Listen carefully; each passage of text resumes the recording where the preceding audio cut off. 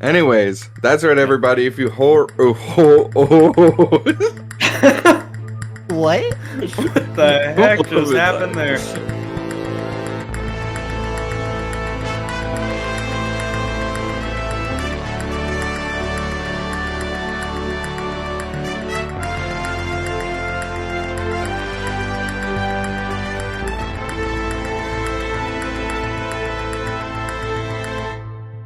Anyways, that? everybody,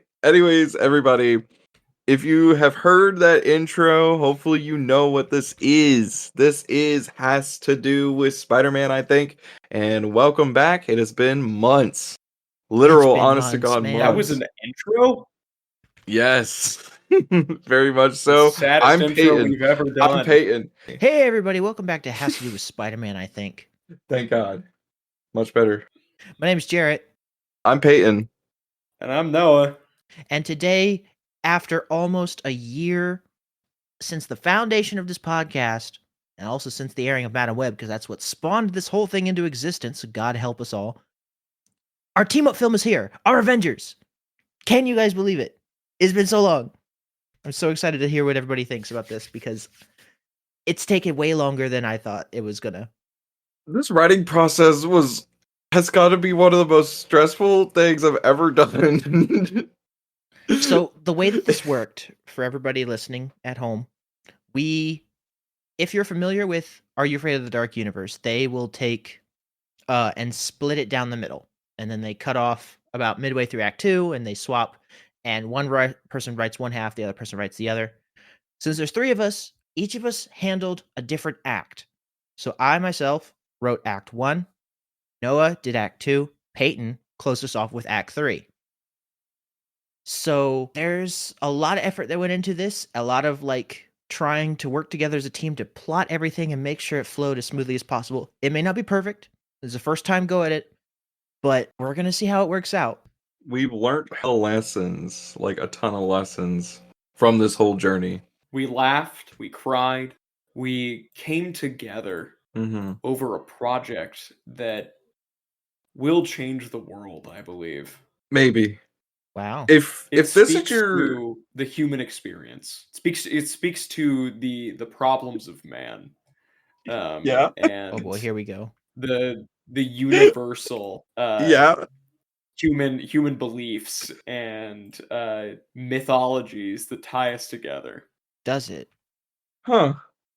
I mean that's what I was writing. What the heck were you guys writing? I just wanted to write a fun romp where all the characters we wrote met.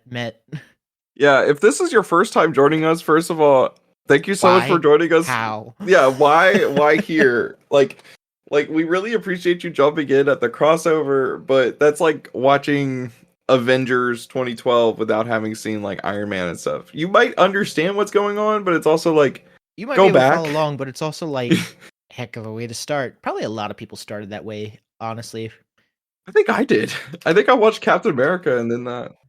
My sister went and watched Thunderbolts with some friends on Tuesday, and one of the friends that she went with, Thunderbolts was her first MCU movie. Oh my God! How on earth? How?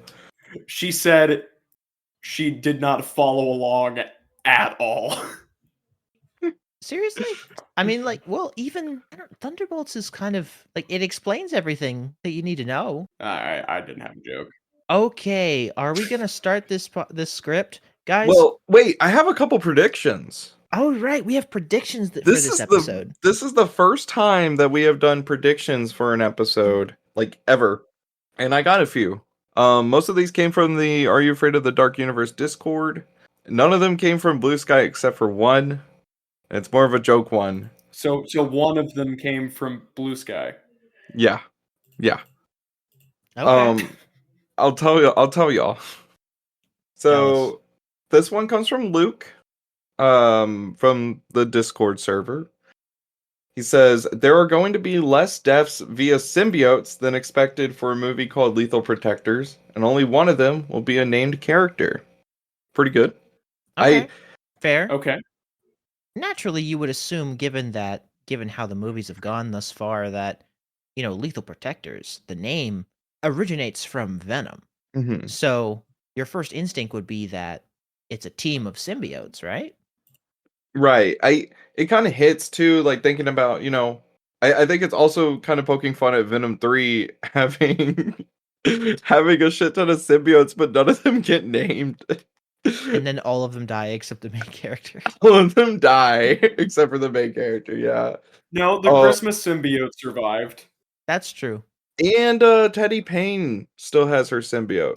Oh yeah, whatever. Yeah, the Ted Lasso girl. I love that movie. It's so bad. I'm being so real. They're all so bad. Suddenly I got hit with like a wave of memories, just like it just shot right through my head of like, oh my god, I watched that movie. Okay. And the memories bring back. Oh my god. So JD predicts Andrew Koji being shirtless. I don't know if you might follow the Blue Sky. I was posting the cast list a long time ago, basically building up to Lethal Protectors, but still kind of a couple weeks late. But I had revealed Andrew Koji is going to be playing Martin Lee. And as we all know, Andrew Koji, who is famous for being in G.I. Joe's, Snake Eyes, and a couple other movies that he's great it's in. His most famous movie, clearly. I doubt that's his actual most famous movie. He's in Bullet Train, isn't he? Yes. He's in Bullet Train, and Bullet Train rocks. Bullet Train rocks. So many of our cast members are just ripped from Bullet Train. Do we want to make this movie directed by David Leitch? Our was ripped from Bullet Train. Yeah. David Leitch directs this one, doesn't he? Does he direct this one? We never decided on that. Yeah. He did direct. I wouldn't be opposed to having him return for this. He can direct ensembles that are all kind of doing their own thing. Tell you what, True. Zack Snyder. Oh God, no. Oh, nope. Okay. Damn. We might get some Andrew Koji shirtless in this. JD also predicts that Andy Serkis's Noel will return with his third quote-unquote rat arm, which is a joke from the Weekly Planet. Essentially, Noel has a rat arm that turns people into rats. And the Weekly Planet bit is like fucking hilarious. They're like talking about like Anne Wang returning for the fourth Venom movie, and like Eddie's like, you gotta stay away from Noel's rat arm. He's gonna turn you into a rat. If I'm being honest, I don't think Noel could like crossed any of our minds during Outline. I don't know. No, not a chance. Did for me briefly almost as a joke. I will explain where at the end of Act 1. Okay, alrighty. Rhiannon predicts, quote, gay goo Venom.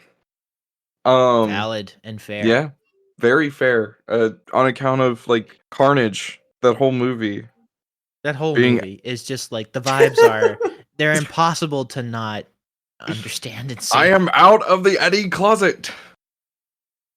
JONAH, who created our famous wiki, predicts an official Spider-Man casting and the possible teases for Phase 2, and, quote, I feel like we may get a return of Venom on account that Venom dies in The Last Dance, which... Venom you died? Shall see. Oh my god. I swear, if we have this cockroach discussion again, I'm going to go ballistic. Good. We're not having a cockroach discussion, don't worry. And then the one prediction that we got on Blue Sky was from me, in which I said that something will happen to the main... I know. But I said that something will happen to the main character. So that's my prediction for Blue Sky. You're a cheater. I know. I'll admit, sometimes we laugh, sometimes we cry. I guess you know now. If you were going to add a prediction to this prediction segment, why did you make it a good one? Because then it'd be a spoiler. No. Yeah, I know the plot. Hey, Jarrett jumping in here to say that I realized we actually hadn't gone over the voice lines for these yet. So I'm going to go over who voiced what amongst the three of us, and then I'm going to give a special thanks to a few people who were kind enough to actually voice a few roles for us. Noah voices Eddie Brock and Montana. Peyton voices Martin Lee, Carlos, also known as El Muerto, and Mrs. Chen. I, Jarrett, voice Morbius, Hobie the Prowler. And then give a big thank you to Andy on the Discord, the Dark Universe Discord, who plays our Peter, Spider-Man. Balthazar on the Discord for voicing Otto Octavius. Sabrina, also known as Jupiter, voicing Anna Maria Marconi. Thank you guys so much. You guys have been were a big help. We're so glad that you were kind enough to lend us your voices for this. And now back to the episode. Do we want to get into Act 1? I'm ready. Oh my gosh. Is that a Pabst Blue Ribbon? No, that's a Dr. Pepper. I was about to be like, bruh, you drinking a Bud Light? I need it, man. It's been a long few months. Y'all ready to get into this? Presented to Sony's board of directors, but not really. Really just for you guys. We present The Lethal Protectors. Act 1. As the Sony and Columbia Pictures logos fade to black, we hear a heartbeat. It's slow and rhythmic, but tense. Using archived footage, we hear, "I'm proud of you, Eddie. You did it all yourself." This conversation echoes snippets of the final conversation between Eddie and Venom in The Last Dance. "They're just going to keep coming. We'll never leave this place, friend." I thought we were gonna be the lethal protector. "We are. That's what this is." This is followed by flashes of different images, scenes of the final battle on Area 51, mixed with other scenes from the Venom trilogy. Their first meeting, their past battles, but they're blurry, unfocused, not in plain sight. "I'll never forget you. Don't forget me either, Eddie." We hear labored breathing, and the heartbeat that has been present throughout grows louder. No! No! No! The heartbeat grows louder and louder until it becomes deafening. The scene slowly fades to white. "It's just bye for now." Venom! No! We cut from the fully white screen to a man being removed from an MRI scanner. He's sweating, panicked. It's Tom Hardy playing Eddie Brock. He's pulled upright, and we take a moment before focusing on the doctor assisting him. This is Dr. Nicole Bromwell, played by April Parker Jones. Mr. Allen? Mr. Allen, please. Eddie tries to refocus, struggling to calm himself. He looks like a mess. He's not just sweaty and tired like we've seen him in the past. He looks like he's lost a tremendous amount of weight. And just laying still, you can tell he's in a tremendous amount of pain. Let's just take a deep breath, okay, Edward? It's all right. Lots of people get claustrophobic in these things. Eddie, now Edward Allen, takes a moment to breathe before quietly smiling and nodding to Dr. Bromwell. We cut to see Eddie now in a waiting room, apparently waiting to hear the results of the scan.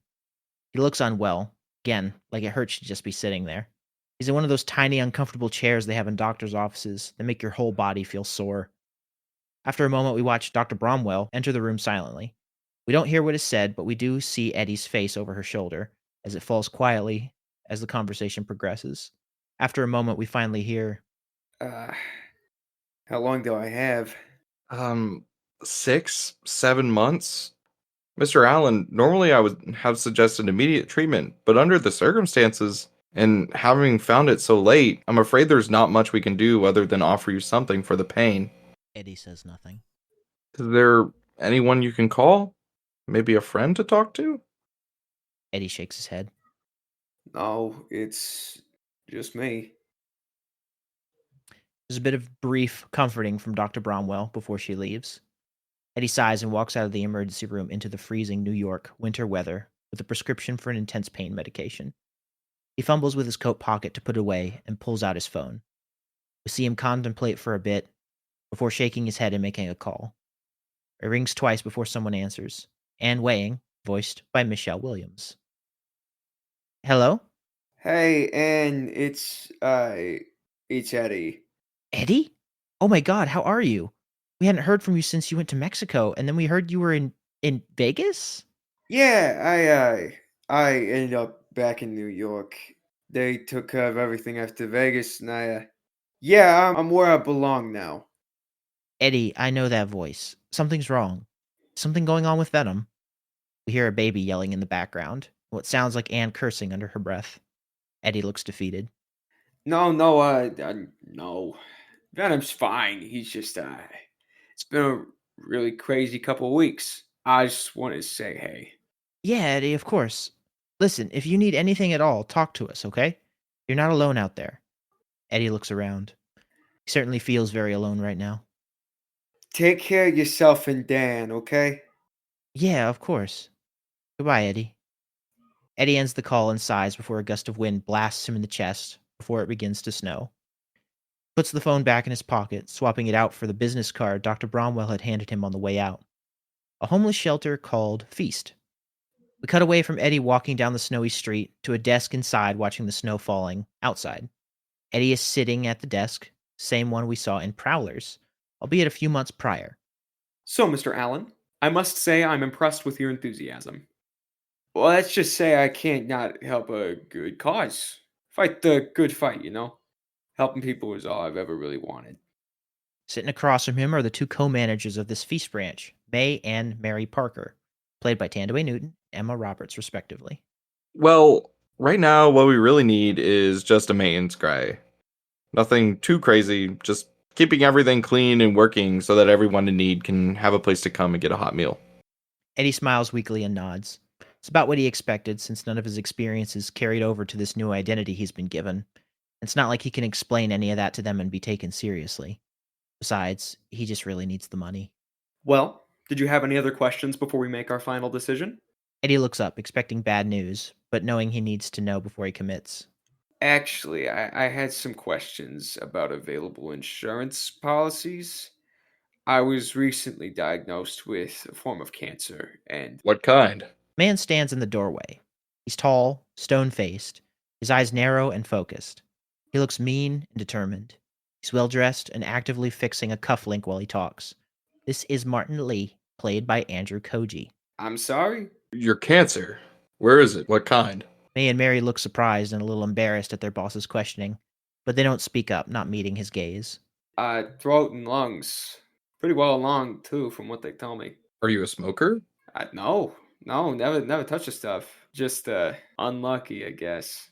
Martin looks over at May and Mary, who meet his gaze. He sighs and now looks squarely at Eddie. I'm sorry to hear that. Rest assured you will get the best care New York has to offer. Eddie gawks at this.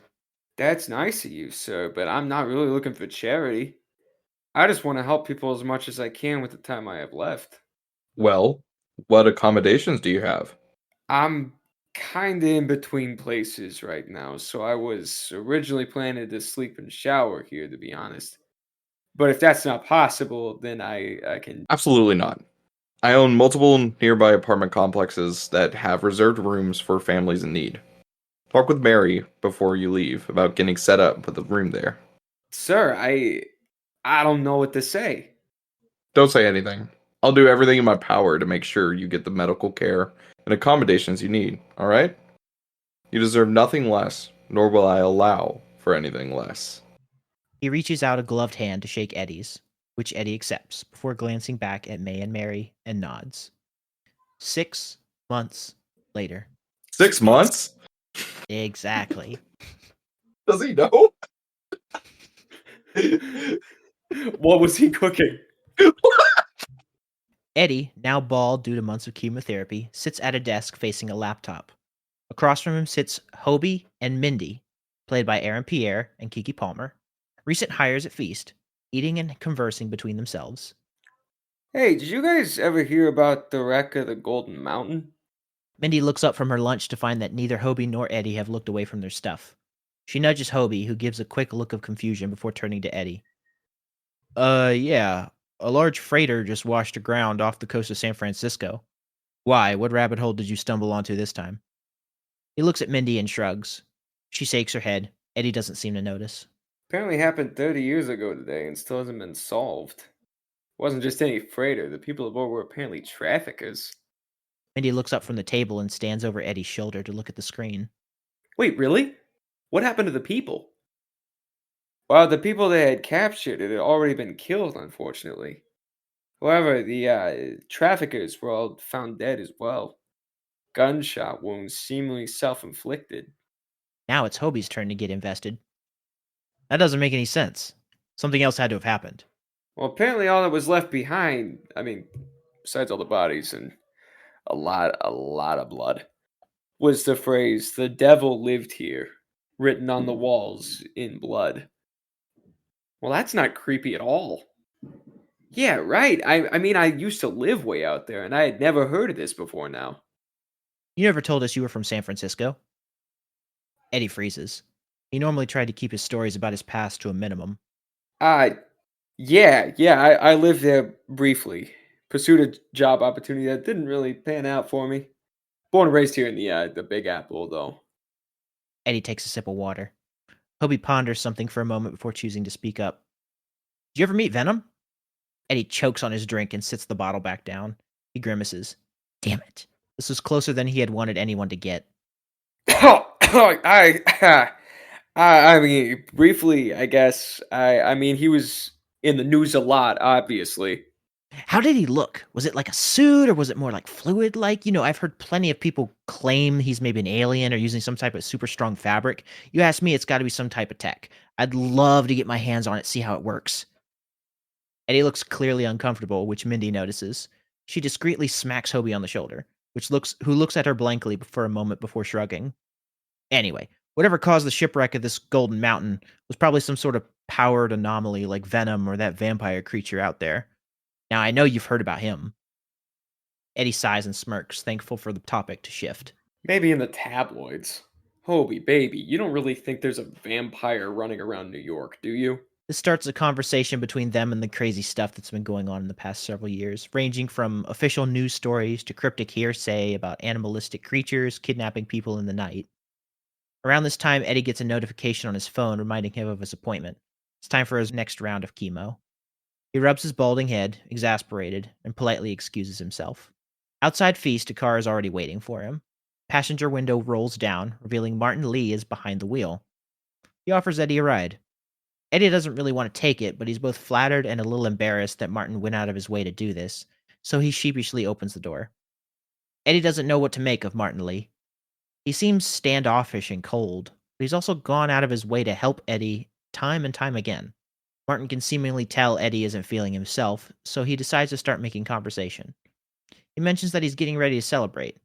Eddie's confused and asks what there is to celebrate. Martin tells Eddie that today marks the 5th anniversary of the foundation of Feast. To commemorate the event, he is set to officially begin the process of opening a branch in the Fujian province of China. They continue to talk before Eddie gets a ping on his phone. It's a calendar alert. 4th anniversary of his proposal to Anne is in just a few days. Eddie sighs and slumps in his chair, reminded of yet another thing in his life that fell apart because of him. He can't help but wonder where he'd be right now if things had been different. Martin notices Eddie's mood worsen. He asks what's wrong, but Eddie doesn't budge at first. After a moment, Martin makes a decision. He pulls the car to the side and parks so that they can talk. Eddie notices that the longer he tries to avoid talking to Martin, the harder it is for him to stay quiet. I feel like there's so much in my life that has gone wrong.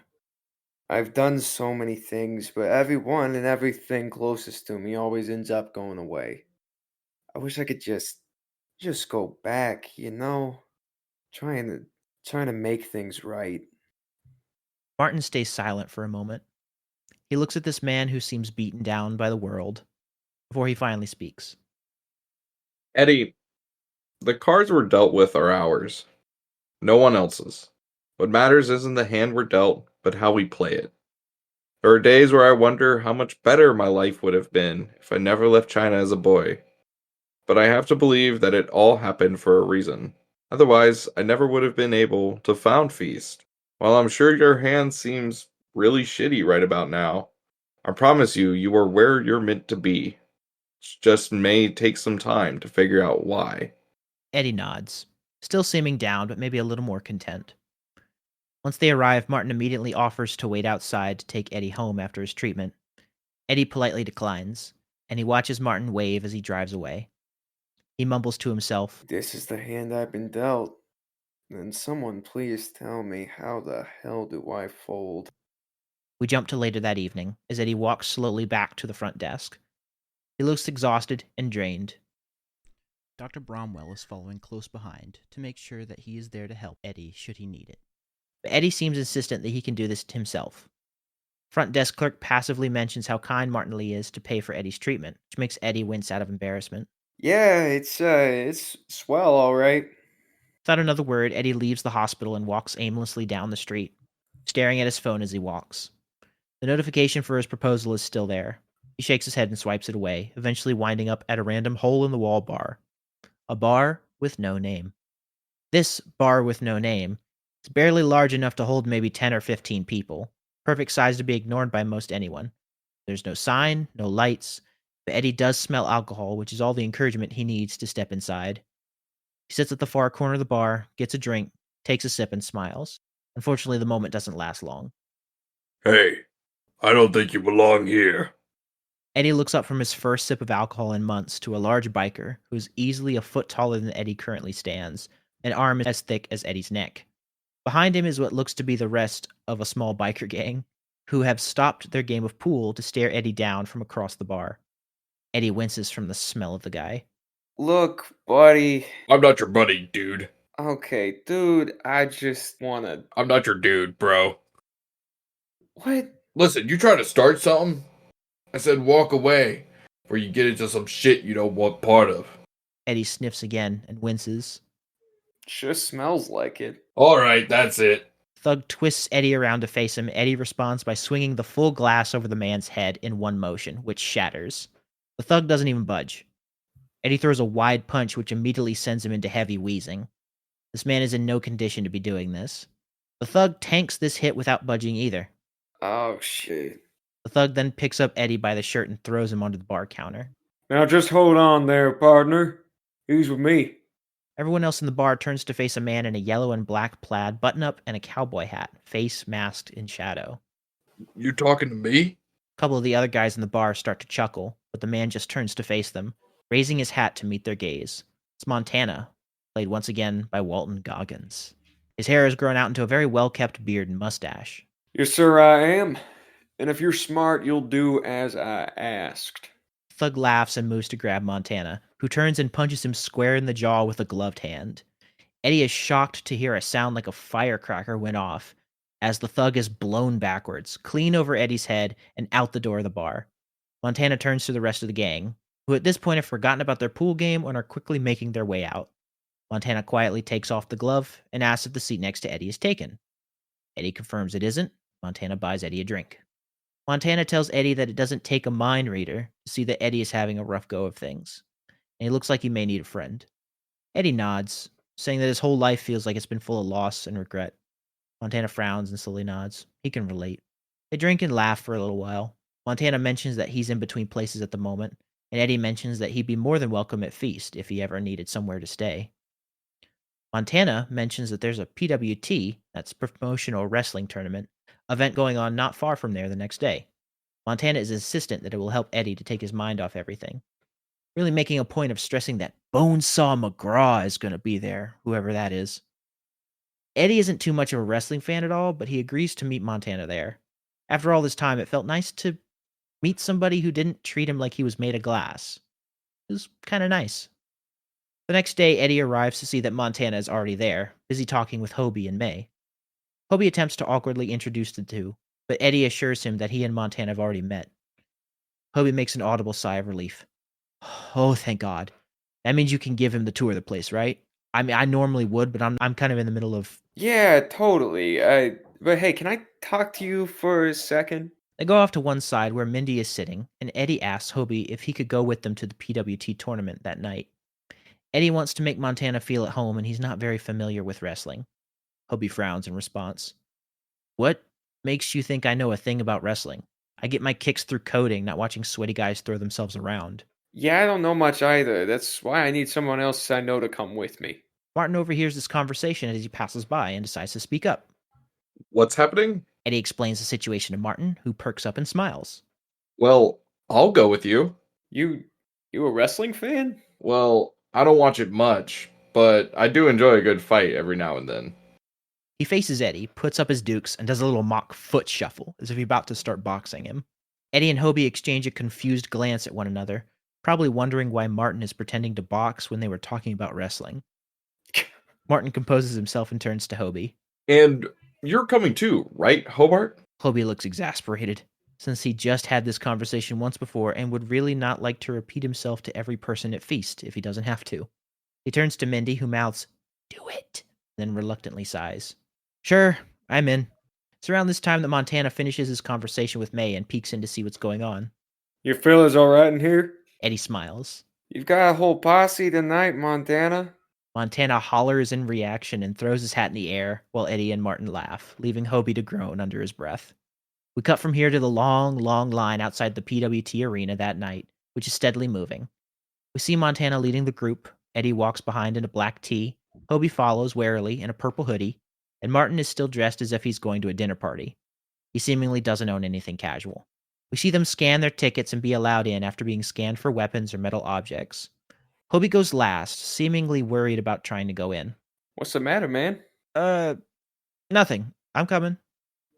He cautiously walks through and nothing happens. Hobie breathes a little sigh of relief. His nanites must be integrated enough at this point that the scanner can't tell him apart. You don't get out much, do you? They're just so people don't sneak in weapons or EMPs or something. Hobie waves him off, but something about what Eddie said just now has him lost in thought. In the corner, we watch as a wisp of bluish-purple smoke glides inside, unnoticed. We follow it as it heads for the roof of the building, before eventually materializing into a human form. It's Michael Morbius, played again by Jared Leto. Boo. He clutches at the rafters. He clutches at the rafters, sniffing the air as he looks amongst the crowd. He eventually follows the scent into a dusty old storage room held high above the ring and steps inside, looking around. From the darkness, we hear a voice, gnarled and hissing. He steps out of the light to reveal that it is Mac Gargan, played once again by Michael Mando. He's wounded and looks afraid. El Demonio, you chased me down like 100 chases prey. You have come to finish the job, yes? Cut away from this as we hear the announcer bring in the two wrestlers for the first match of the night. Bonesaw McGraw, played here by Braun Strowman, steps out on stage to thunderous applause and chants. The crowd chants his name, making a sawing motion across one forearm as they do so. Bonesaw McGraw! Bonesaw McGraw! Throughout, Bonesaw is amping the crowd up by bouncing around the ring and pumping his fists. He leads the crowd in a sawing motion while standing on the top rope. The hype is infectious, and Montana is perhaps one of the loudest of them all. His enthusiasm is rubbing off on Eddie after initially seeming out of place, while Martin looks on at the crowd, curious and fascinated. Hobie is still staring off into space, lost in thought and not paying any attention. Cut back to the loft high above the arena, where Morbius and Gargan are pacing around one another in a circle. That wasn't my fault. If you had let me talk to you then, you'd know I don't want to hurt you. Instead, you ran and got yourself hurt. Just trying to offer you a normal life again. We are monsters, Demonio. My life was taken from me far before the good doctor turned me. You and I both know there's no coming back from this, even if I were cured. Morbius looks hurt, but continues. Even if you're right, don't you want the man who did this to you to face judgment? Just tell me where he's gone and we can make him pay. Together. Down below, Bonesaw has taken his place in one corner to allow for his challenger to arrive. The lights dim and the winner of El Dorado's tournament is welcomed to the ring for a special U.S. exhibition fight. El Muerto. Bad Bunny's WWE entrance music, Chambea, his own song, begins to play Nice. as El Muerto makes his way towards the ring. The crowd boos the moment he steps into the spotlight. This is a Bonesaw crowd. But El Muerto's stride is steady and confident. We watch Bonesaw grin and laugh as he hears the crowd's boos. We cut back to Morbius and Gargan's conversation. Listen, I just want to stop this from happening to anyone else. Please. Not a chance. Warren's got connections now, and I'd rather live as a freak than die as one. We watch as both characters tense up and stop circling one another. Gargan coils his tail, ready to pounce. Morbius sighs as we watch his face become sunken and his eyes change color. They rush each other just as the bell for the match goes off down below, and we hear a loud, bellowing roar come from the ring before we watch this big SOB charge full speed into El Muerto. Bonesaw is ready! The fight between Juan Carlos Sanchez, aka El Muerto, and Bonesaw is somewhat evenly matched. Muerto is smaller, going for holds and just overall being the faster of the two. Bonesaw, however, is 6 foot 8 inches tall and nearly 400 pounds of muscle. He's a tank of a man with the firepower to match in each fist, barreling through the ring like a rhino. At first, the crowd was all for Bonesaw, but we start to feel the crowd even out as time goes on. Eventually, the crowd starts to chant back and forth. So it's like, Bonesaw, McGraw, El Muerto. Bonesaw, McGraw, El Muerto. In the front row, we watch Eddie and the gang's reactions to this fight. Eddie is getting into it alongside Montana, who's rooting for Bonesaw despite the odds slowly stacking against him. Hobie's trying to look bored, but he's secretly catching glimpses up to the ring when he thinks no one's looking. Martin doesn't look too engaged either, but he is enthralled by the experience of the whole thing more than the fight itself. At one point, Muerto is able to build momentum and actually knock Bonesaw out of the ring, which gets shocked cheers from the crowd. Bonesaw looks shocked as well, and grabs the barrier to lift himself up. He touches Martin's ungloved hand as he does this, and Martin reflexively yanks his hand away. They look at one another for a moment before Muerto leaps in to take advantage of the distraction. Bonesaw starts to look kind of messed up. That's not necessarily from the fight, though that's part of it, but he seems like he's not fully there anymore and is somewhat distracted, kind of eyes glazed over. He's holding his temple and shaking his head like he's dizzy. Carlos notices this and backs away a step. You okay, man? Bonesaw stands still for a moment before collapsing to the ground. The referee runs over to start the count. Before he can get to 3, he's grabbed by the throat by a glowing black hand. Bonesaw stands up, his eyes white, the glowing black skin of his hands now spreading up his arms to the rest of his body. He rises to his full height, lifting the ref 2 feet off the ground with one hand, and staring up at him with beady white eyes. El Muerto watches in shock as Bonesaw roars, and then proceeds to throw the referee clear through the balcony with both hands. Meanwhile, Morbius and Gargan have been fighting directly above the ring, managing to stay clear of any rotting or loose floorboards. That is until a referee comes crashing through from underneath, leaving a large referee-sized hole in the floor. Morbius and Gargan watch him hit the ceiling, and then fall back down, dead. They hear the floor start to creak after a moment. They both look around, and then back to one another, before Morbius finally says, "Fuck." Gargan snarls and leaps for Morbius as the boards give way, tumbling through them and down into the ring below. Eddie and the gang instinctually duck down as the boards in the ceiling collapse, and they look up to see the carnage ensue. These two individual fights have now converged, with Gargan having attacked Carlos by mistake in the chaos of the fall, and Bonesaw having only gotten angrier, at one point grabbing Morbius by the back of the neck and throwing him into the ring and nearly stomping his head in. We've got to get out of here. I concur. Where is the exit? As they turn to face the way they came in. I concur. Where's the exit? Where's the exit? Let us commence forth. As they turn to face the way they came in, a few people bump Martin as they rush to escape, before also beginning to glow with black and white energy, now turning instead to face the crowd. Soon, the entire crowd is a mess of running, screaming fans mixed with several quote-unquote negative people duking it out in the stands. Eddie and Montana rush to one side while Hobie ducks behind the ring barricade. Martin has vanished. Montana notices that Eddie looks to be in pain. His heart is racing and his head is spinning from the chaos. Stay here. I'm going to clear a path. Are you sure? It's insane out there. Montana looks up just in time to see a negative person rush at him, and Montana gut checks him before clocking him in the jaw, sending the man down. Ah, they ain't so tough. Back in the stands, Hobie is staring off into space again, mumbling to himself like he's calculating in his head. Eventually we hear, "All right, that should do it. God, I hope these still work. Go, Gadget. Suit up." Hobie braces as the nanomachines in his blood form around him, forming a new suit. He jumps into the air and his wings sprout from his body. He flies full speed into the ring, slamming hard into Bonesaw. Morbius and Carlos make eye contact for a moment, unmoving. Carlos is trying to feel out this guy and figure out if he's friend or foe. Morbius glowers and charges forward.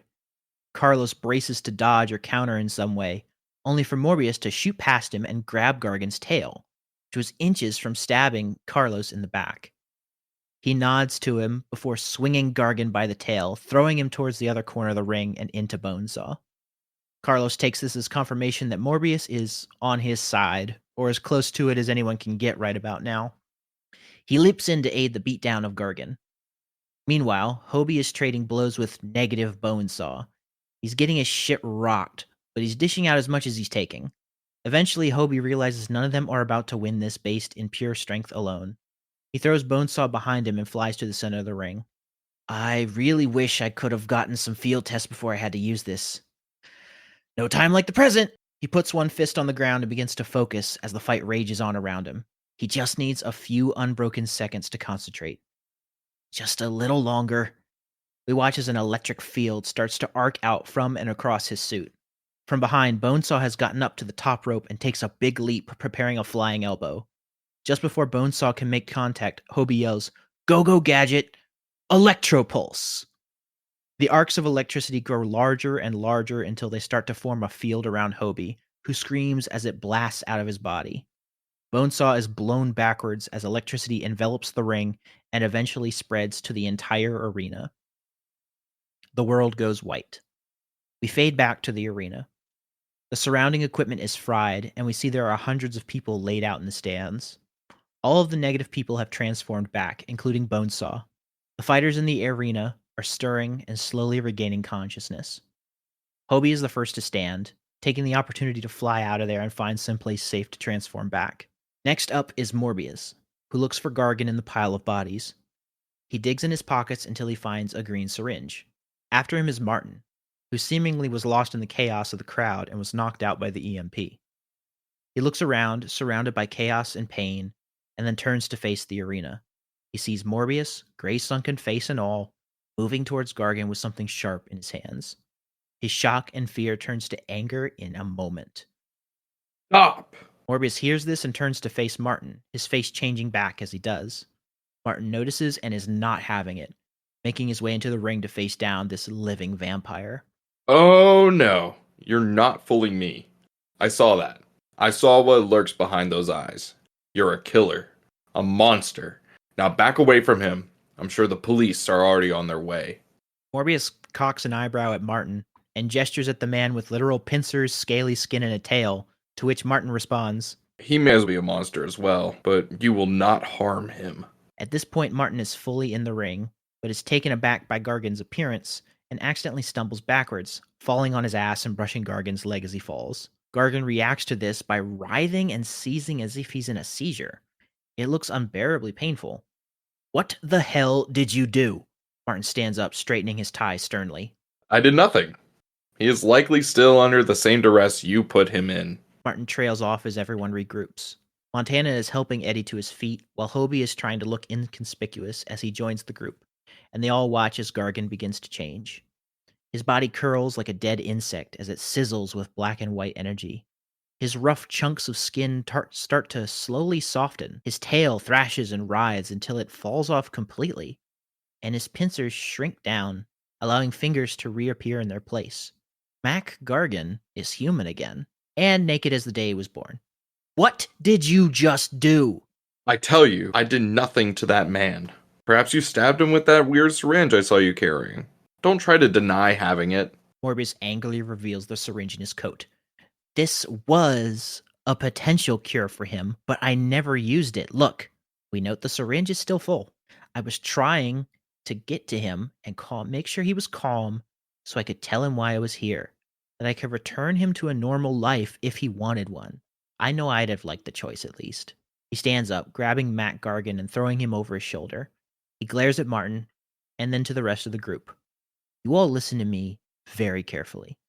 There's something bigger at play here, and you're all somehow a part of it. You're going to meet me at the bar with no name so we can figure out what we're up against. If you don't show, I will hunt you down and get the answers I seek in my own way. I have your sense. Hobie looks nervous. I wasn't even involved in the... Morbius sniffs the air and narrows his eyes at Hobie to prove his point. Morbius snarls, his teeth bare. All of you. Morbius then leaps into the air as Hobie sighs, defeated. Damn it. It's around this time that the sound of police sirens start to cause the rest of the crowd to stir. Volunteers and first responders start to guide everyone out and help those who are injured. Bonesaw McGraw finally sits up. He groans as 2 responders struggle to help him to his feet. Shit. Sorry. I really need to start thinking about retirement. It takes a little while for Eddie and the gang to make their way to the bar with no name, as they help one another get sorted. Meanwhile, Muerto ducks out to change into his normal clothes, but he claims he'll catch up with them there. When they all reconvene, Eddie and Montana lead the rest of the group out to the area. When they arrive, Martin looks around the front of the place and turns up his nose a little. Eddie, you never told me you knew of this place. What were you doing drinking while you're in recovery? Eddie clears his throat. No, not recently. I was a bit of a partier growing up is all. You know how it is. Martin doesn't seem entirely convinced, but Eddie quickly steps inside to avoid continuing the conversation. The others follow closely behind him. Montana leads them to a larger booth that viewers will recognize as the same one he and his enforcers hatched their master plan at not too long ago. We watch as a few of the bikers from earlier lock eyes with Montana. He tips his hat towards them. In response, the bikers politely pay their tab and hightail it the fuck out of there. Outside, Carlos is on the phone, watching a few very scared bikers hop on their motorcycles and drive away. No, the prize money fell through, Janice. I don't know what to do about the city yet. And yes, we can keep looking for ways to pay off your debt. Don't worry. I almost had the guy until a ton of people really turned into salt and pepper creatures. No, not like the band. Listen, we'll talk soon, okay? Bye. Inside, Carlos and Montana do like a cool hug or handshake that they would have started doing back during the tournament in El Muerto. All right, dude, you gotta explain who you are. What's the matter, compadre? You're an incredible fighter. You got some kind of electro-shock gauntlets you carry around. You can scare the piss out of guys twice your size, and apparently you're best friends with this world-famous wrestler, even though you were rooting for the taller guy earlier? Muerto gives Montana a side eye, who gives an apologetic smile. Sorry, buddy, but Bonesaw's been my guy since I was a kid. You understand. Carlos chuckles and nods, patting Montana on the back. I used to work for some not-so-nice characters. Hammerhead most recently. He had ties to the Magia and was staking out his own crime family. Me and my boys were hired muscle, trying to make a name for ourselves. We were starting to lose our rep, so we joined this tournament down in Mexico to try to build it up back there. That's where I met Carlos here. And where are your, boys now? Montana looks down at his feet, silent for a moment. They're, not really around anymore. Uh-huh. He turns to Eddie. Eddie, these are not good people. We need to get out of here now. He starts to stand up, only for Morbius to finally arrive, dropping down again from the rafters and startling Martin, who falls backwards on his ass a second time back into the booth. You're not going anywhere till you explain to me what your abilities are and how they work. Say what? Morbius glances at Eddie, but mostly keeps his gaze locked on Martin. Mr. Lee here is a metahuman. Martin forces his way up to stand, his face inches from Morbius's. He shakes his head. No, absolutely not. I'm not like you. You and that bug thing from the ring are freaks, and I am no freak. Morbius narrows his eyes. That bug thing has a name. Mac Gargan. And Mac Gargan is alive, just in case you were wondering. Better than alive, even. He's completely cured. Hobie leans towards Morbius. That big green scorpion thing doesn't have any more powers? How is that possible? Morbius glances at him. Not entirely sure. Whatever it was, completely wiped his genetic code of any anomalies. It purged him. I have a theory on who it was. He turns his head to face Martin again, who turns away to face Hobie and Eddie. I'm leaving. I'll see both of you at work. He turns to leave, but Morbius blocks his way. Like hell you are. Try and stop me. With that, Martin walks out. With Eddie apologizing and rushing after him, Morbius turns to face the rest of the group. I'll learn what I need to know one way or another. I apologize. I never introduced myself. It's Dr. Michael Morbius at your service. Hobie pipes up. You're the scientist who turned himself into a vampire to cure some blood disease, right? Morbius looks surprised. How did you... Come on, man. a vampire flying around New York City. Tabloids run that shit all the time, and suddenly someone's got blurry photos to actually back it up this time. You're practically a celebrity amongst all the crazies. Morbius still looks stunned. I thought I had been keeping a low profile. Well, clearly not hard enough. Anyway, I'm Hobie. And you remember that big purple flying thing in the ring? I haven't been active in a while, but that was me. You mean you're the Beetle? Hobie looks hurt. Dude, no, the Prowler, man. Come on. The Prowler? Seriously? That bank robber that decapitated a cop? You decapitated a cop? No, not that one. Oh, it's a legacy title. I didn't think you thieves would be willing to share the name like that. There were two. But now it might just be me, I'm not sure. Seriously, did you decapitate a cop, man? You eat people! Morbius backs off. I have a luchador mask that gives me super strength. A beat. Everybody stares at him. No one is buying it. That's nice, buddy. Morbius speaks up. Well, if we're going to get to the bottom of this, it doesn't make sense for us to each do it on our own. We can work together to get what we need, if you're all willing. Montana looks up and beams. The idea of having a team again seems to make him happy. Well, I'd be delighted. Could be fun to do a little sleuthing. Hobie looks hesitant to commit just yet. Outside, Eddie catches up with Martin.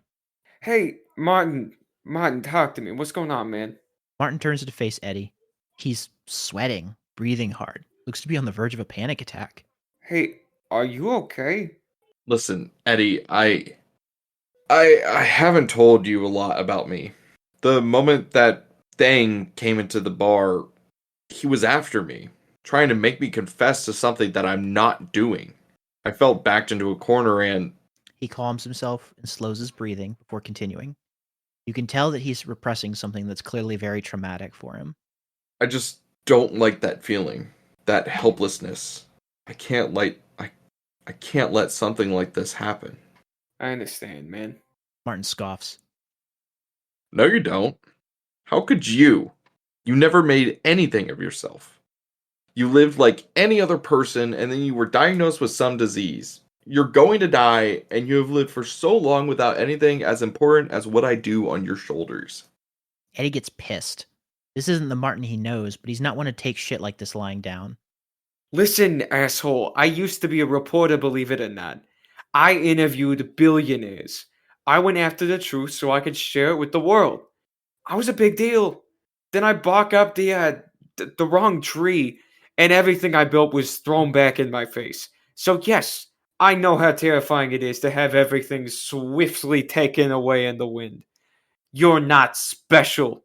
Everybody's got baggage. You gotta just keep moving, man. You can't let this get to you. Martin looks shocked and maybe a little humbled. And after that, please don't fire me. I need that job. I really shouldn't have freaked out like that. You've done a lot for me, and... Martin pulls Eddie in for a hug. I'm the one who should be sorry. Thank you. Yeah, man. Don't mention it. Eddie's cut off by sudden convulsions that race through his body. Martin backs off as we see his bare palms, no gloves, emanate briefly with a white pulsing energy before it quickly fades. Eddie drops to the floor, convulsing and rocking back and forth. Martin freaks out and rushes back to the bar to grab the rest of the team to get help. As Montana dials 911 and the rest follow Martin back outside to find Eddie, Morbius pulls Hobie off to the side. I have to go, but I need you to look for something for me. Hobie stops and turns. Okay. What's up? There's a man at Rikers Island who has his many arms just wrapped across the entire city. He hears things. Find him. See if he might know anything we don't. Okay. What's his name? Morbius starts to speak in a whisper. Otto Octavius. And with that, Morbius whisks away. Montana and Carlos wait up and watch Martin enter the ambulance with Eddie. Carlos turns to face Montana after they leave. I think that suited man has a touch. Montana pauses before turning to look at Carlos over his shoulder. Should we call HR or something? Smash cut to Mindy and Hobie talking over what just went down. Mindy is freaking out. And you didn't go with Eddie to the hospital? No. Martin went with him. Oh, Martin went with him. Well, that's just fine then. He's Eddie's boss, Hobie. You're his friend, remember? Hobie sits down a little ways away. Well, maybe I don't deserve a lot of friends right now. What was that? Look, ever since whatever happened to Aaron happened, I don't want to get too attached to people, okay? I don't think friends are a healthy thing to have right now. Baby, not having friends in a situation like this is far worse. And whether or not you think Eddie and Martin and this luchador and cowboy are better off without you there, the fact is they need you there. And I think whether you realize it or not, you need them too. Hobie thinks this over before finally sighing, defeated. Too many thoughts running through his head right now. Mindy kisses him. I'll come to bed soon, okay? Promise. And in the morning, I'll check in with Eddie and Martin to make sure they're okay. She smiles and they say goodnight. Once she goes upstairs, Hobie absent-mindedly sits at his computer, thinking about the name Morbius had given him. Octavius. Who was Octavius? He starts to research. He finds an article in the Daily Bugle about a Mendel Strom heading a project at Oscorp that led to an accident around the same time, but nothing mentioning the name Otto Octavius. He looks up information on Rikers and finds there's not any info on an Otto Octavius in prison there either. He decides on a different tactic. He goes into a drawer and finds a flash drive that he had nabbed from Oscorp back when he and Aaron had their disagreement. It had been buried in the rubble. He could potentially try using it to access their files, but there's no telling what kind of security measures it would have on it. It's like one of those pass keys in order to get into like a larger company database. Yeah, like hacking the mainframe. Yeah. He finally says, screw it. And he pops the drive into his computer. It opens a portion of Oscorp's internal database, as Obi had expected, where the security footage of Aaron at the bank had been stored. He tries to brute force hack his way into accessing the rest of the database, but he can't do it. He sighs and leans back in his chair. Suddenly, from a small cut in his finger from the fight before, a small stream of nanites come flying out into one of the ports on the computer. Hobie watches as they are able to hack through the security measures and open up the Oscorp files. Quickly, Hobie searches the name Otto Octavius and finds what he was looking for. Video footage of the accident that fused the metal arms to Otto's skin. Footage of Otto's madness on full display as he speaks to a woman from inside the holding cells, down below Oscorp itself. Photos of the carnage and viscera left behind when Otto blasted his way out in a mad search to kill the man he felt was responsible. Now, what could the good doctor possibly want with you? Suddenly, Hobie's screen shuts off and smoke begins to fill his PC. The flash drive must have security measures to keep it from being used outside of Oscorp. Suddenly, a spark flies and the entire house goes dark. Hobie! What did you do? End of Act 1. Yeah. Okay. You know, I'm just now realizing that is about the length of 3/4 of a regular pitch.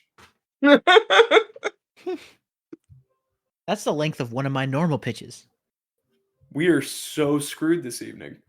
Okay, so Jared, what were some of your things that you want to call out specifically for the first act that you were writing? Truthfully, at first, you'll notice the first half of Act 1 is kind of downer. It is. Eddie's going through it. He's being helped along by Martin's funding, but he's not in a good place. Everything's kind of just in a bad spot for him. And it got to the point where trying to write it kind of like made me depressed. Damn. I was like, I don't want to write about this man who's slowly dying from cancer. Can I like jump to Hobie or somebody else, please? And I was like, writing the first half of Act 1 was a slog for me in terms of progress, just because I say I was not having a good time. That's not true. It was just is a struggle. And then I think the moment I mean, that like dying from cancer is just not very relatable at least for the two for of the three of us. some people. Yeah. Yeah, just damn. Anyway, it wasn't until the build up to the fight at the wrestling tournament that things really started to click and move for me. Fair. We're just describing that fight scene and everybody interacting to a lesser extent when everybody's talking at feast and agreeing to go, but mostly during the fight itself. I was like, okay, we have our characters together. They can interact and talk with one another. Thank God. Mhm. And it became a breeze after that. I've been so excited to write for up to this point. People who have heard the past episodes know I was really excited to write for Eddie. I was like, Eddie's going to be so fun to write for because you got his dynamic with Venom and he's got all this stuff going on and he's like a fun character, fun to write fun scenes with in scenarios and situations. I got stuck with this being the first full movie that we've seen Eddie Brock in since Last Dance. And that left us with an Eddie on his own in New York without Venom. So it was like I'm stuck with Eddie Brock as like one of my main characters in this first act with no Venom and dying of cancer. God damn it. So how does Noel tie into this? Because you mentioned something about that. There was Null is the tumor. Eddie. There was an instinct I had because Eddie or Martin's kind of like otherizing the metas, the superpowered people. He doesn't want to consider himself part of that group. Mm-hmm. And Eddie, he kind of has a camaraderie with because as far as Martin knows, he's just a dude, right? Until he hugs him and makes physical contact. We'll get into more of the importance of that later, but in turn, when his powers affected Eddie, I thought for a moment, what if he taps into Eddie's loose connection to the hive mind, The Codex? and he sees a flash of Null and freaks out.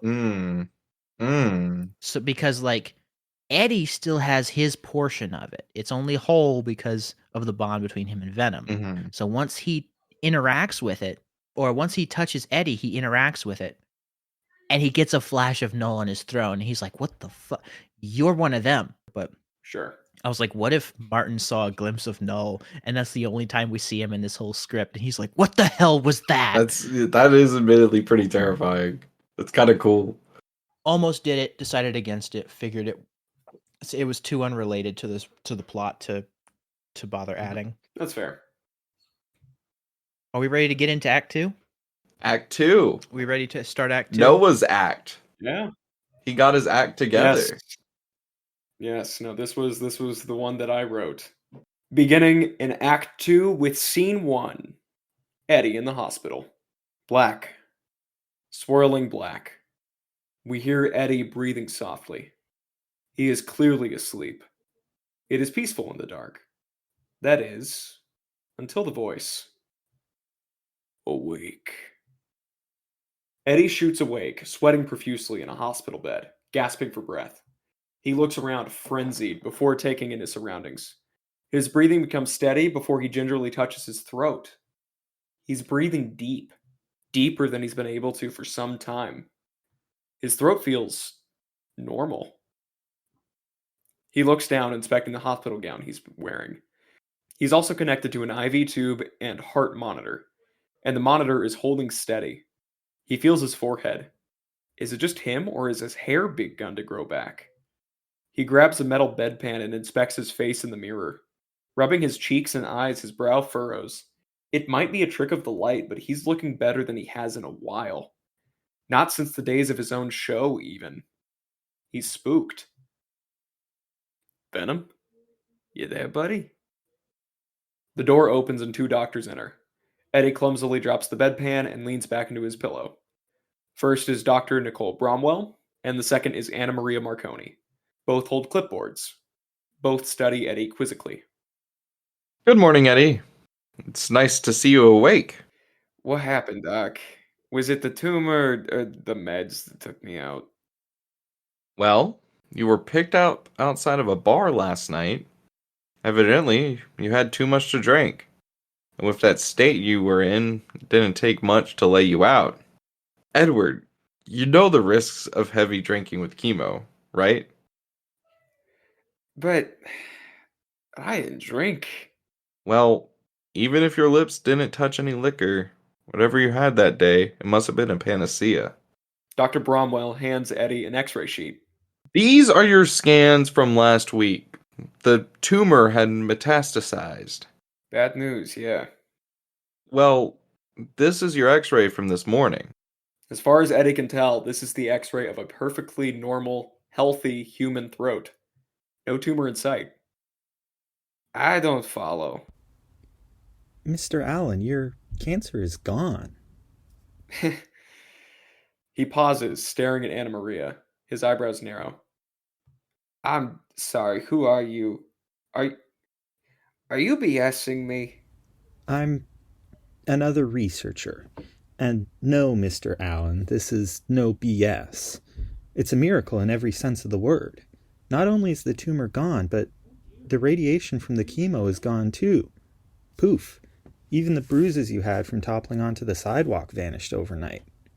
You're a miracle case, Edward. We watch as Eddie takes in this information. For the last couple of months, Eddie has been at his lowest point, waiting to pass away. Now he's been given a clean bill of health. Eddie doubles over in his bed, wiping spontaneous tears from his eyes. Eddie takes a deep, deep breath, breathing it out slowly, as a genuine smile overtakes his face. He's healed. Dr. Bromwell puts a kind hand on his shoulder as he collects himself. Oh God, I'm sorry. Why apologize? Clearly someone out there is looking out for you. Would you be fine with some questions to further study this miracle case? Eddie collects himself. Yeah, for sure. Dr. Bromwell and Anna Maria exchange a look before Anna Maria turns to her own clipboard. Dr. Bromwell steps out. Edward, have you been involved with Oscorp recently? Eddie is confused. Oscorp? Why would I be palling around with those weirdos? If not Oscorp, then any of their subsidiaries? The Daily Globe, Multivex, Quest Aerospace, or the Life Foundation? A beat. What does life have to do with anything? We know that the Life Foundation has been involved with certain unethical testing in the past. Under Carlton Drake, Life's goal was to heal injuries and diseases by bonding people with alien parasites. A certain reporter visited Life before it was unceremoniously dismantled, and the vigilante Venom appeared shortly after. Eddie starts to sweat. A true, genuine Eddie Brock sweat. The kind he'd get in a lobster tank.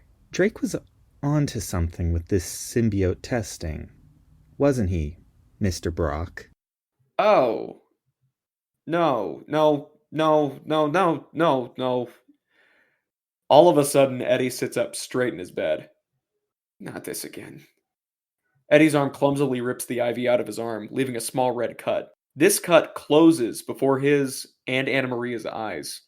The machine begins to flatline, leading to Dr. Bromwell to burst back into the room. Edward, please lay back down. We're here to help you. We just need to know. That's not my decision anymore, Doc. You guys have been great, seriously. Buddy? Eddie looks around expectantly. Buddy?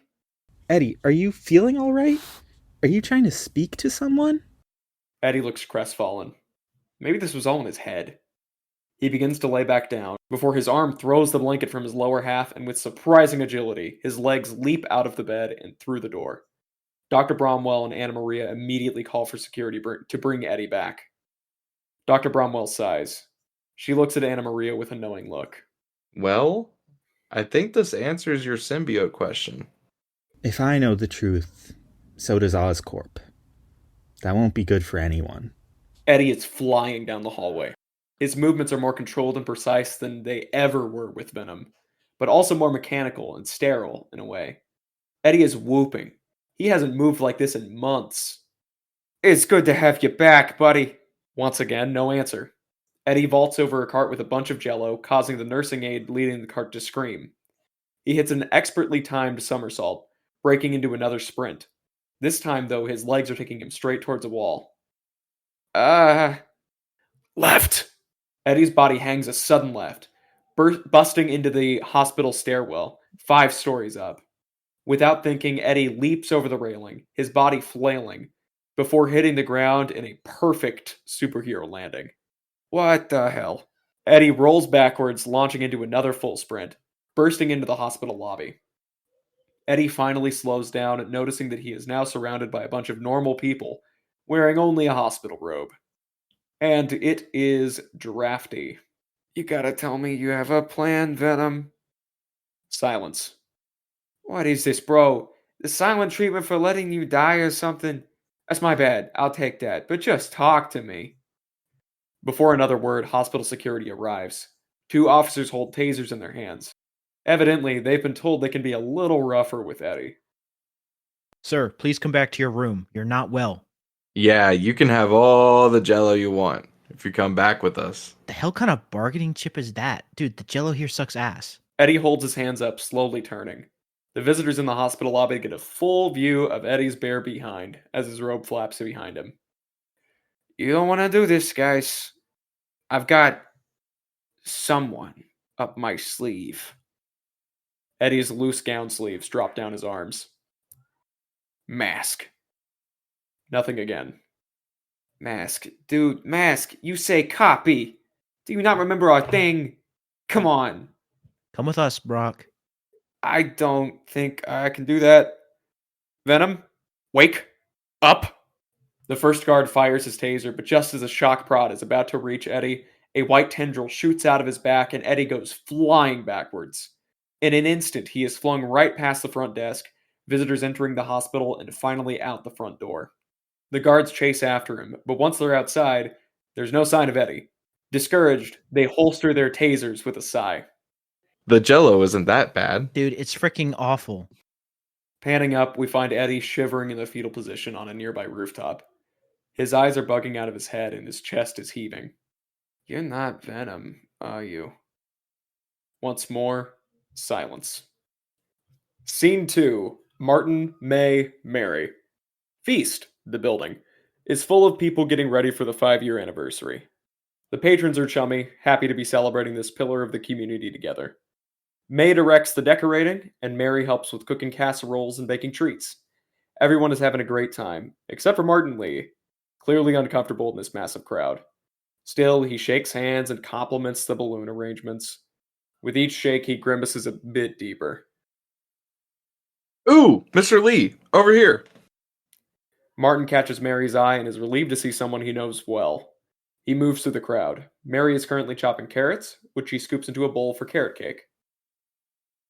Perfect timing, Mr. Lee. There's someone I'd like you to meet. Peter? Next to Mary, a young Peter Parker is mixing a bowl of batter poorly. He has big Sony branded headphones on, jamming to his song. He is clearly not listening. Peter, honey. Peter! Peter looks up at Mary and moves one headphone off his ear. He sets the mixing bowl down. Yeah, Mom? Peter, this is my boss, Mr. Lee. Mr. Lee, this is my son, Peter. Oh, it's very nice to meet you, Peter. Real quick, do we want to announce the casting for Peter Parker? Yeah, we might as well do it now since we forgot it until just now. The actor portraying our universe is Peter Parker. Big drum roll, please. That's not a drum roll. That's a Jacob Timothy Pretty Manown. sucks. Jacob Timothy Wow. Manown has done work with Glenn Howerton before on AP Bio. He's done a couple different things. is it a coincidence that Glenn Howerton plays Norman Osborn? Only on occasion. That's wild. Ain't it cool? That's sick.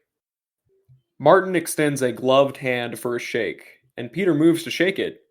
But suddenly there's a glint in Peter's eye, and his hand moves back to his mouth with a massive sneeze. Oh gosh. Sorry, man. Sir. I guess I've got the sniffles. Of course. Your mom mentions you very often. If you wanted to, there's always a place for you to help here at Feast. Yeah. Yeah, I'll think about it. Peter replaces his headphone and goes back to mixing and jamming, but with fleeting glances at Martin Lee. Mary smiles, a bit embarrassed. Teenagers. You gotta get them out of the house somehow. I understand, Mary.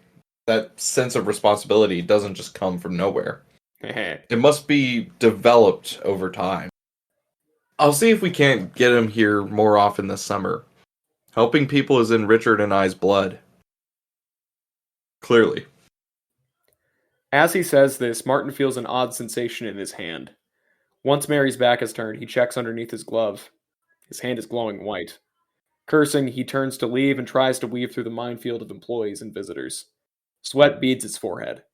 May calls down to him from a ladder, where she is hanging a 5 years banner. Mr. Lee, leaving so soon? Yes. There's something I need to look into. You can take the day off, you know. It's a celebration. Yes, I know, May.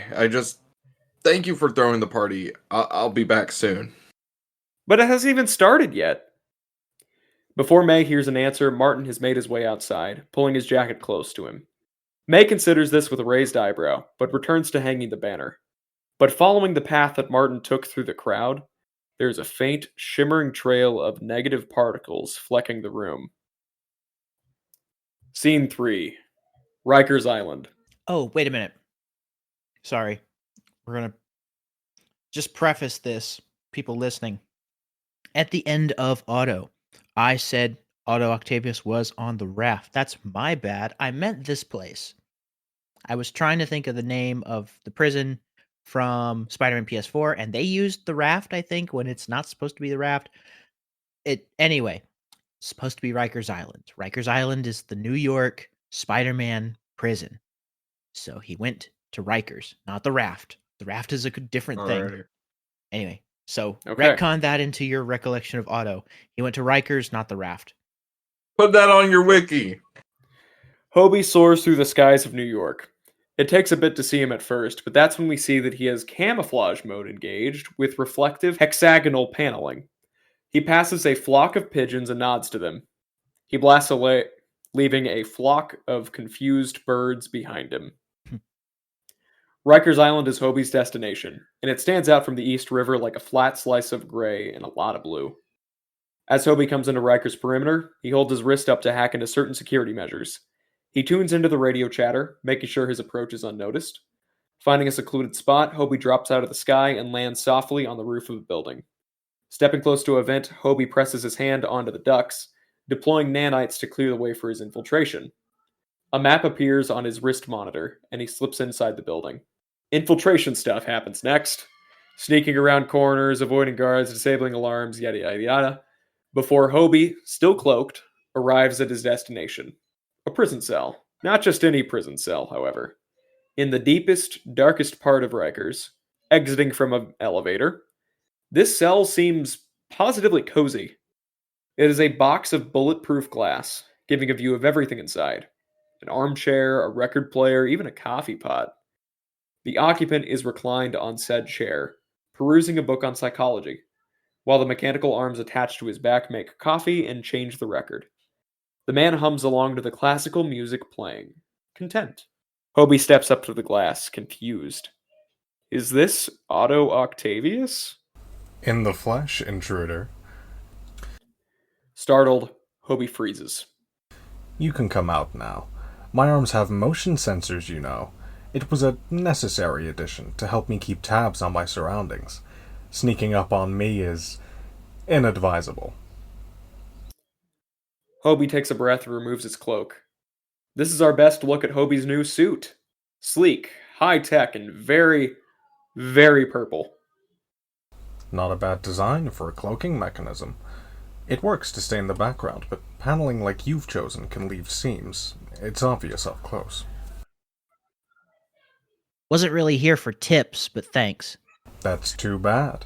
Your work is slick, Mr. the Prowler, but there's always room for improvement. How did... One of Otto's arms gestures to a massive stack of newspapers in the corner of his room. Print isn't dead yet, Prowler, and I consider it a privilege to remain informed. To what do I owe the pleasure? A problem you may not be informed of yet, actually. I highly doubt that, but please proceed. Hobie begins pacing in front of Otto's cell. If you're always keeping your ear to the ground, how much do you know about rage monsters attacking New Yorkers out of nowhere? Otto, now sipping a piping hot coffee, with a masterful coffee art flower skimming the top, raises an eyebrow. Rage monsters, you say? Hobie slows, but you can tell he's smirking behind his mask. So you don't know everything, huh? Otto smiles, then sets his coffee cup down. He slowly rises from his chair, lifted up by his arms.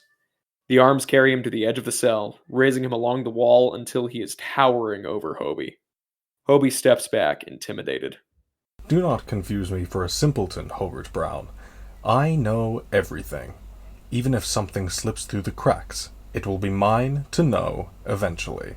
He slams a claw into the side of the cell, causing a hairline crack to form in the glass. Please continue, Mr. the Prowler. I'd like to know what I don't know. Scene 4. Snack break. We transition to a New York bodega. It's a stereotypical bodega, very on the corner of the alley. Very nice and chaotic. Feels like you get a good snack there. Morbius stands on the street corner, seeing this bodega, and with a disgusted sneer enters inside. It is small, but crazy little shop, with aisles stuffed so tight it's amazing they all fit. He is greeted by Montana and Muerto / Juan Carlos Sanchez at the counter, watching a cook searing some beef and cheese on a flat-top grill. Don't be skipping on those onions now. They're essential. Ah, hey Mike. Dr. Morbius, actually. You said you had information for me. You got right to the chase, huh? We were just grabbing some lunch. The info, please. We're on a clock here. No, sir, you're on a clock. We will gladly share our piping hot gossip if you do one thing for us. What's that? Sit and eat a sandwich. Vampires can eat sandwiches, right? Oh my god. Montana buys the sandwiches for the three men with an IOU to Carlos, and all three go to eat their food on a bench outside the bodega. This place is a favorite of mine. Just opened up within the last year or so, but you won't find a better chopped cheese in a 10-mile radius. Chopped cheese, this is called. It's amazing. Morbius is visibly irritated, barely taking 3 bites of his own lunch. There. I ate lunch. Delicious. Yum yum. Now, why did you call me down here to this grease puddle in the first place? Grease puddle is going a little far. Can't friends just get together every now and then? We are not... What Montana is trying to say is that we saw something that you might be interested in. After you left the bar, Martin Lee and Mr. Allen, the cancer patient, went outside to talk. As soon as they were done talking, Allen had a seizure and had to be carted off in an ambulance. But he was looking much healthier. He was even starting to regrow his hair. Morbius snaps his fingers and hunches forward. I knew Lee had a trick up his sleeve. I should have stayed. Taken a closer look. Gargan has been asleep all night. Stable and human, but out cold. I need to find Lee and use his healing powers for Gargan and the rest of my patients. Patients? You mean there's more folks like that scorpion fella? Morbius recoils, clearly worried he said too much. He sits back up and takes another bite of his sandwich. I think that's a noble goal, Doctor. I've had my own experience with monsters created by man. A drug has been making the rounds that, if used too much, turns you into this terrible mindless beast. A cure would be greatly appreciated in Coyoacan. I've been trying to raise money for those caught in that addiction, but it hasn't been working. Last night's fight was supposed to be the big win, but clearly that was ruined. Really? You're a machine, though. I've tried to catch every match since our draw. If by draw you mean you were completely obliterated. I've heard it both ways. I don't have the same magnetism my father had. I seek fame and the fortune it brings, not because I want it, but because I know it will help my town. A cure would help it even more. Morbius relaxes a bit. He's beginning to open up.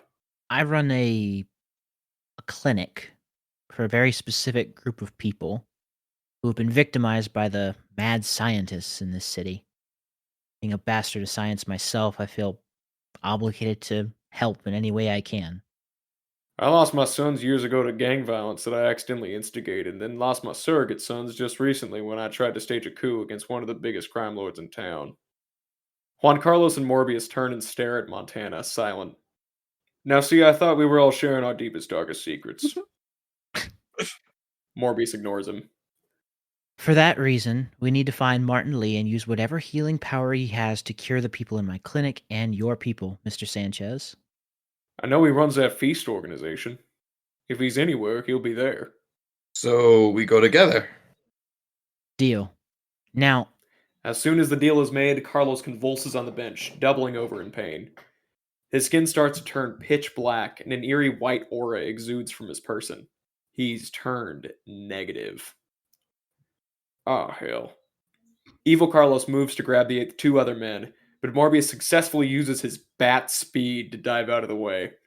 Montana is not as lucky. Evil Carlos hurls him through the window of the bodega.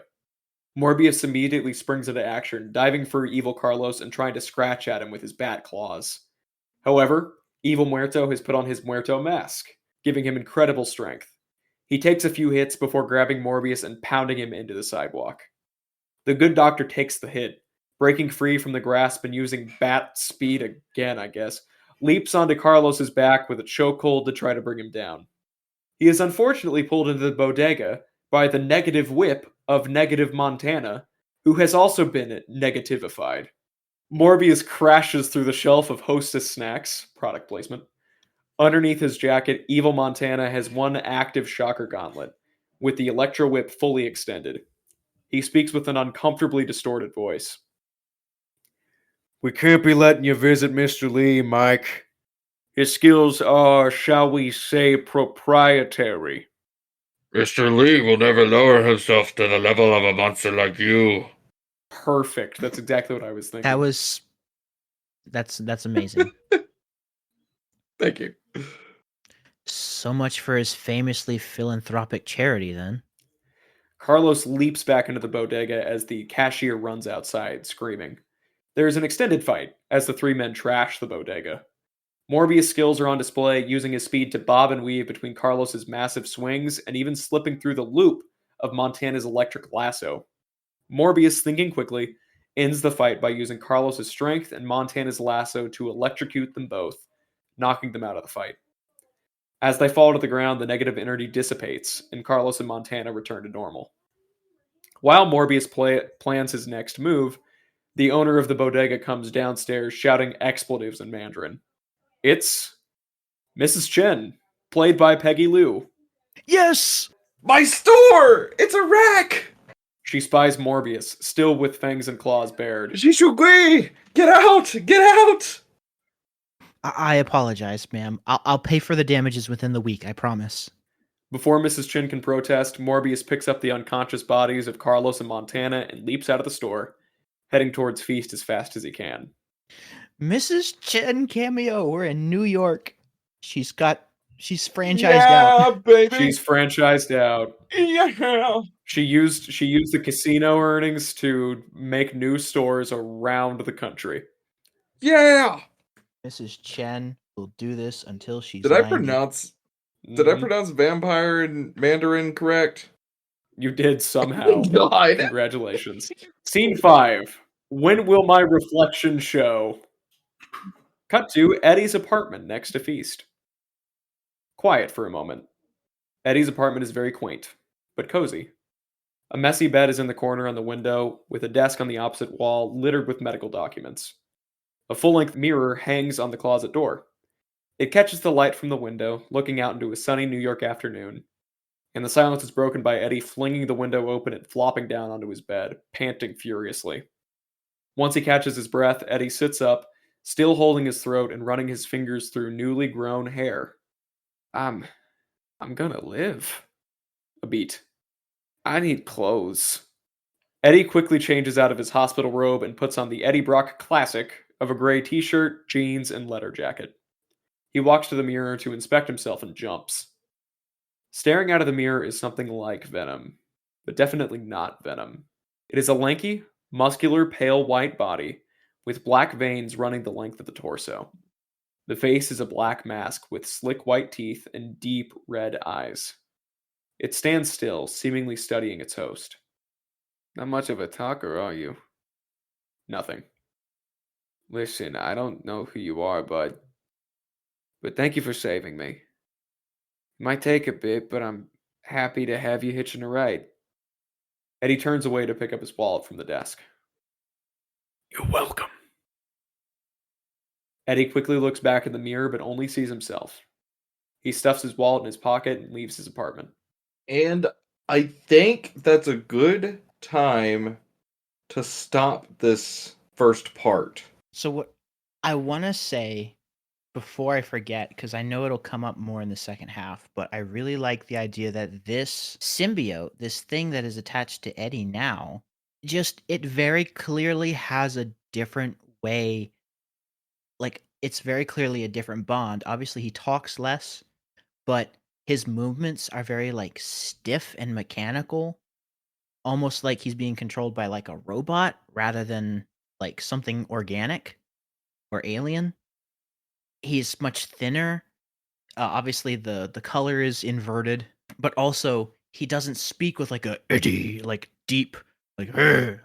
It's almost like a very high whisper. Mm-hmm. Yes, that is the idea.